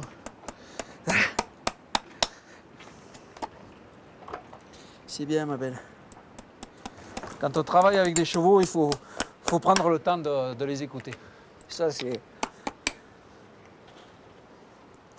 Quand on fait des chevaux, quand on travaille avec des chevaux, il n'y a pas de rendement, quoi. Il n'en faut pas. On part à l'envers, autrement.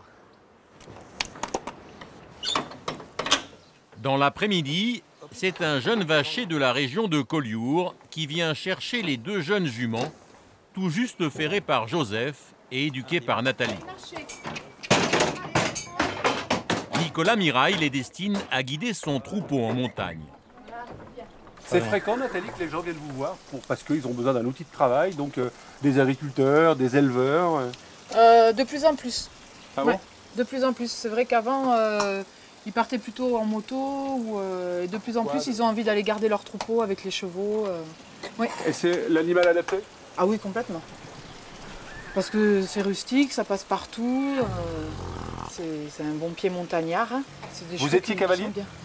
Pas du tout. Donc vous apprenez en même temps? Tu avais pris des cours? J'avais pris des cours, mais j'avais eu une mauvaise expérience. J'étais tombé de cheval plusieurs fois. Et c'est vrai que j'avais eu peur. Et là, c'est Nathalie qui m'a redonné confiance, déjà en moi et aussi en l'animal, parce que c'est vrai que je voulais plus remonter du tout, quoi. Demain, Soyance et Calliope vont débuter leur nouvelle carrière. Avec Nicolas, elles guideront un troupeau de vaches dans le massif des Alberts.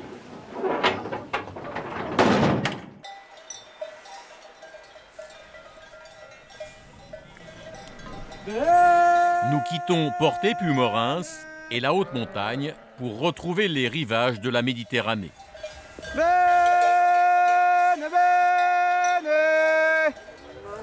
Sur la commune des Hauts-de-Rimbaud, à quelques kilomètres de Collioure, nous retrouvons Nicolas Mirail.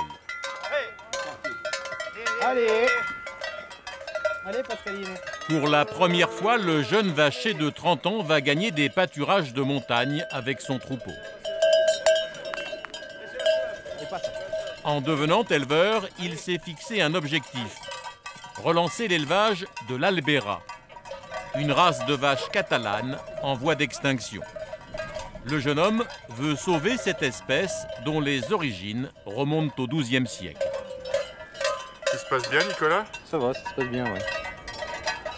C'est juste une vieille vache à rentrer et je ne sais pas si on va pouvoir la monter en estive parce qu'elle a 18 ans et elle commence à fatiguer un petit peu.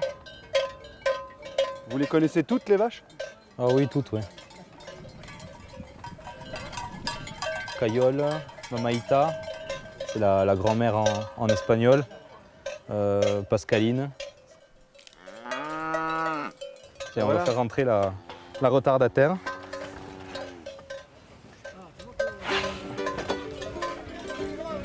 D'abord étudiant en droit, pompier et enfin vigneron, rien ne le prédisposait à devenir éleveur. Allez, Cayole. On s'y met? Pourtant, il y a 2 ans, il décide de changer de vie. Aujourd'hui, il est à la tête d'un cheptel d'une 20aine de vaches.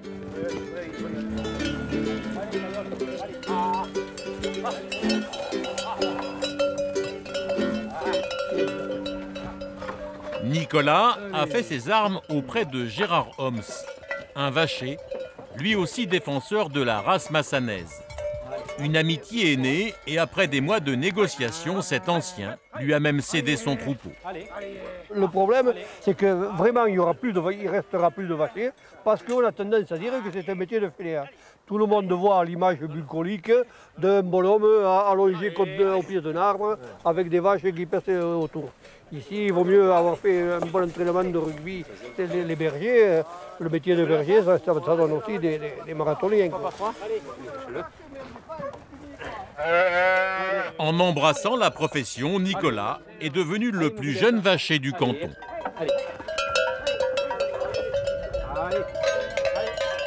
C'est enfin l'heure du départ.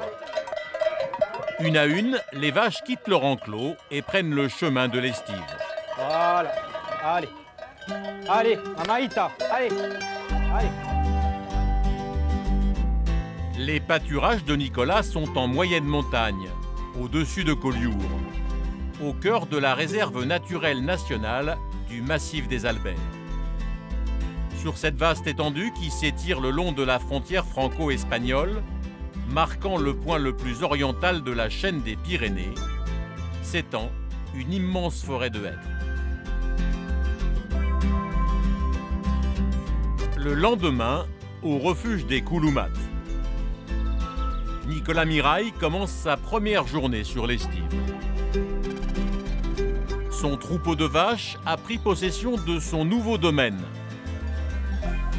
350 hectares de pâturage, de forêt et de montagne.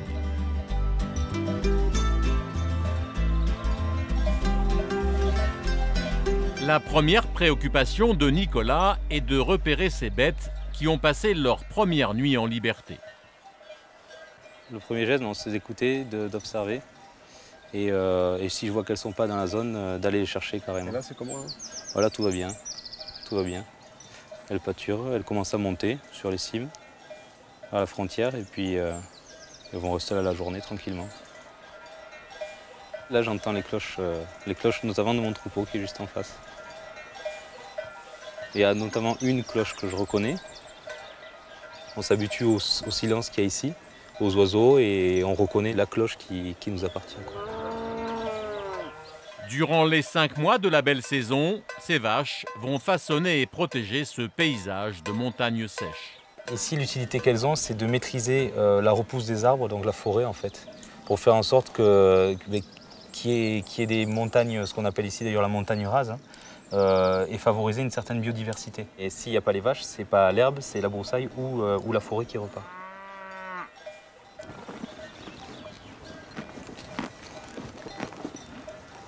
C'est utile le cheval pour vous là, Nicolas? Oui, c'est bien utile parce que ça me permet de monter voir mes vaches sans trop me fatiguer. Puis il y a aussi une certaine compagnie avec l'animal. Parce que sinon, effectivement, je suis un peu seul.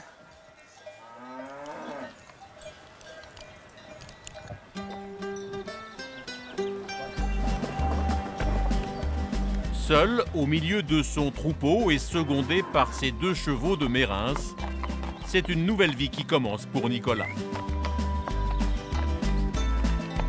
Aujourd'hui, ils ne sont plus que 5 professionnels comme lui, à travailler dans le massif des Albères.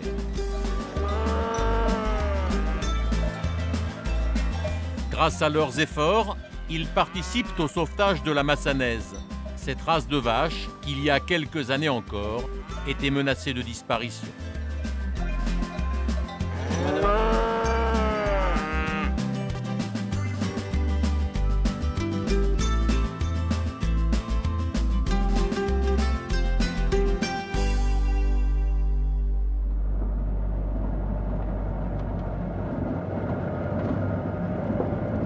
Une semaine plus tard, Nicolas Mirail a quitté son troupeau pour quelques heures en direction de Lavaille, un hameau au cœur des Albères, renommé pour sa forêt de chênes-lièges. L'éleveur est venu prêter main forte à un ami vacher comme lui. Charles Vandelos et son frère Sébastien perpétuent une tradition familiale.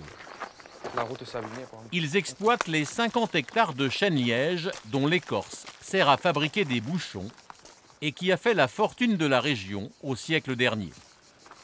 Ils sont les derniers leveurs de liège. L'écorçage de ces arbres précieux se fait encore à la main. Allez, on va commencer par ces 2-là.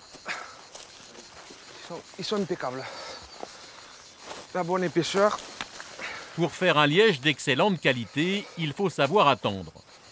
Chaque arbre ne peut être écorcé que tous les 12 ans. Une période durant laquelle le liège va se régénérer. Charles et son frère connaissent tous les secrets d'un métier qui a presque disparu. Ils ont été initiés par leur grand-père. On fait doucement en tapant parce qu'il ne faut pas arriver à la peau du dessous, à la chemise de l'arbre, pour ne pas l'abîmer. Ça enlève bien celui-là. Le leveur de liège utilise un outil spécial au tranchant très fin et aux manches biseautées, la hache catalane. Il y a un coup de main particulier quand vous tapez à la hache là. Et il faut juger l'épaisseur du liège aux 2-3 premiers coups et après on juge à l'oreille. On l'entend de suite, vous n'avez pas l'habitude, vous n'entendrez pas quand je vais toucher si je touche la chemise, mais moi rien qu'au cou je vais savoir si j'ai touché, avant même de le voir. Si on touche le front, ça fait un son un peu plus sourd. Que le liège, ça fait quand même comme un petit grincement quand on est dans la peau.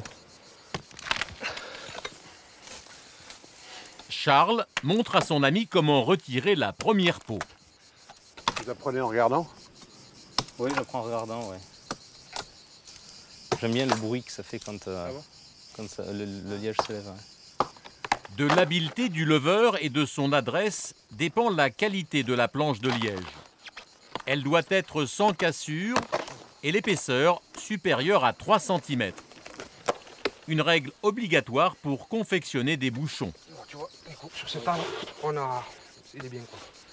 Il est impeccable, on a une bonne qualité, il n'y a pas de trou, il n'y a plus qu'à faire des bons bouchons pour du bon vin. Voilà. Pendant une demi-journée d'écorçage, Nicolas et ses amis vont lever plusieurs centaines de kilos de liège qu'il faudra ensuite faire sécher avant de les transformer en bouchons.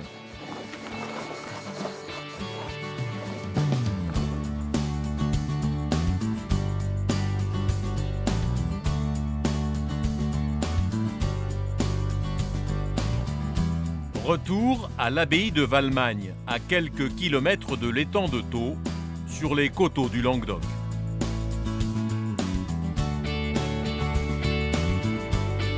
Nous sommes au début du mois de septembre. La saison des vendanges approche. On va essayer de trouver une grappe. Ce matin, Éléonore, la jeune femme qui se forme pour diriger le domaine familial, poursuit son apprentissage. Ouais, on voit bien, tu vois, la grappe est jolie. On voit bien. Elle accompagne Xavier Pori, l'œnologue du vignoble, venu contrôler la maturité des raisins.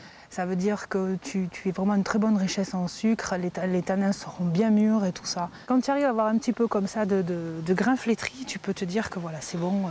Après, l'analyse nous donnera les autres paramètres.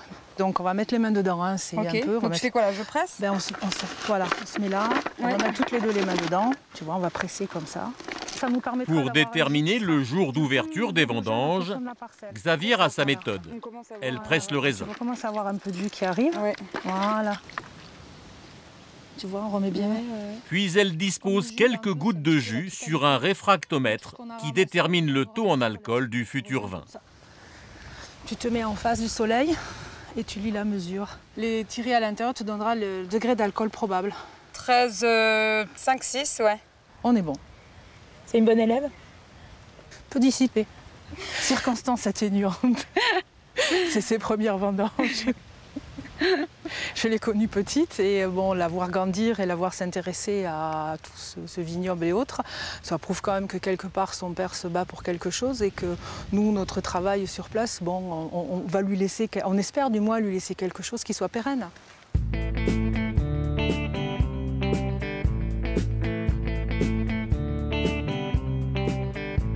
Dès le lendemain, la récolte commence à Valmagne. Un événement qui se répète ici depuis 8 siècles.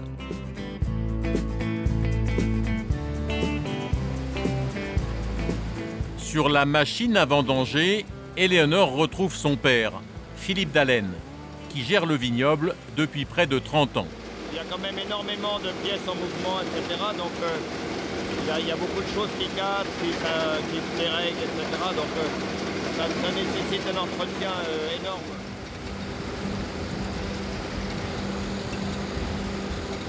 Avant de lui passer le flambeau, Philippe lui transmet ses dernières recommandations. Les vendanges, il n'y a pas d'habitude. Chaque année, on recommence tout, pratiquement tout à zéro. C'est ça qui est passionnant. Donc là, c'est un mois de cours intensif? C'est un mois de cours intensif, oui. Debout tous les jours, 7 heures à la cave. Peut-être pas, mais... Non, mais c'est intéressant surtout. J'ai quelque chose qui m'intéresse. Je crois que pour travailler à Valmagne, il faut forcément savoir un petit peu tout, ce qu'il y a à savoir. Et le vin, le monument historique, c'est complémentaire, quoi.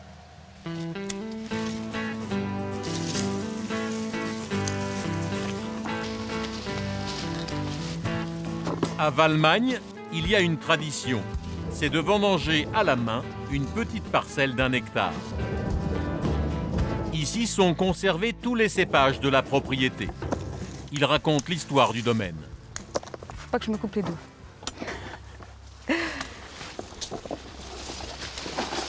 Il y a quelques mois, la jeune femme de 27 ans travaillait encore à Londres. Cette première récolte marque le début de sa nouvelle vie. Elle vous plaît cette nouvelle vie? Ouais, elle me plaît. Ouais. C'est beau, hein, je veux dire, il y a beaucoup d'espace et une certaine liberté. Bon, allez, hop. Alors là, vous avez les feuilles de vigne. Et comme chaque année, pour célébrer le premier jour des vendanges, un dîner est organisé au pied de l'abbaye. Oui, je t'en donnerai une si tu veux. Voilà, donc ça c'est les petits roulés, regarde, elle va montrer. Bah, voilà. Bon, et on trinque aux vendanges. À la vendange. Voilà. Voilà. Santé, santé, santé. L'an prochain, c'est Éléonore qui dirigera le domaine de Valmagne, la cathédrale des vignes. La jeune femme fera perdurer la tradition du vignoble sur ces terres du Languedoc-Roussillon.